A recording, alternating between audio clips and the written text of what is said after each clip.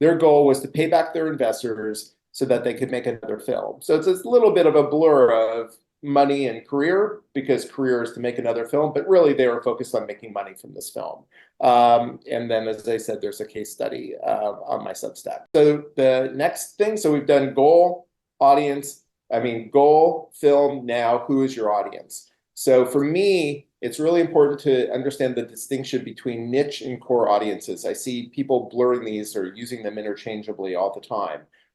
For me, niche audiences are a slice of audiences that are out there. It's otherwise known as a audience vertical. So this is one of my versions of what's known as the long tail. So over here, you have here on the x-axis, you have audiences, different audiences. Here on the y-axis, you have audience size. So basically here, this is the this is Netflix, Hulu. It's also Nike, Coca-Cola. It's corporations that are reaching out to a broad mass audience.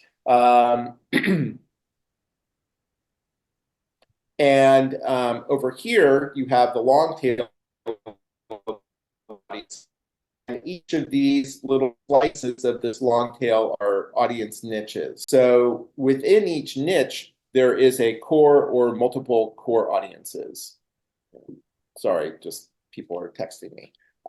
So often within a audience niche, there will be organizations or influencers or other people that are core elements of that audience. And so within each niche, you might even have multiple core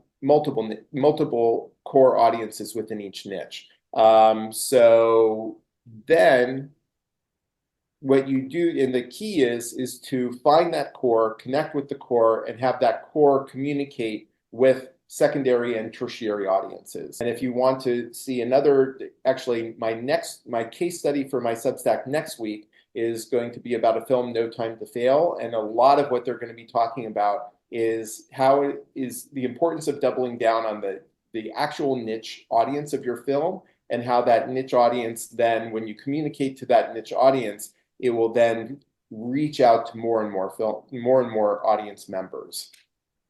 Let's see. So, for example, here in Keys, Bags, Names, Words, the niche was people interested in Alzheimer's and dementia, which is a lot of people, because a lot of people are dealing with Alzheimer's and dementia with their family members. But the core audiences within that niche were caregivers, and those caring for seniors, and also Alzheimer's organizations that are organized around communicating information about Alzheimer's and dementia. And that's how we were able to, by connecting with those core audiences, is why the campaign was as successful as it was, which I'll talk about in a little bit. So then for Hundreds of Beavers, what was interesting is they initially, when they made the film, they thought that the film was for middle-aged dads. But then when they started screening the film in festivals, they realized that there were a number of niche audiences that were interested in the film. First of all, Gen Z creators and letterbox rankers. Secondly, millennial nerds like the filmmakers.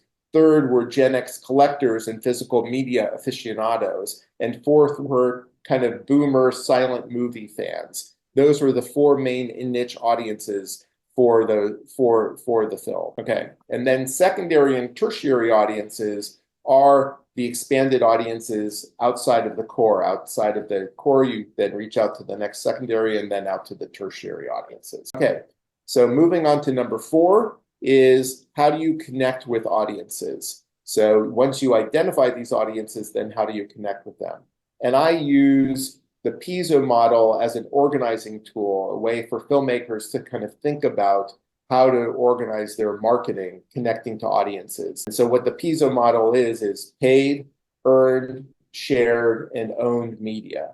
And actually for independent filmmakers, the little problem and a little beef that this model has gotten, because it puts emphasis on paid and earned, which are two of the harder things for independent filmmakers. One is because filmmakers don't have a lot of money for paid media. And then also, it's very difficult to get earned media these years. If you enjoyed this clip, make sure to check out a producer to producer class where we go over how to fund your feature films, do them on time and on budget. The links are in the description box below.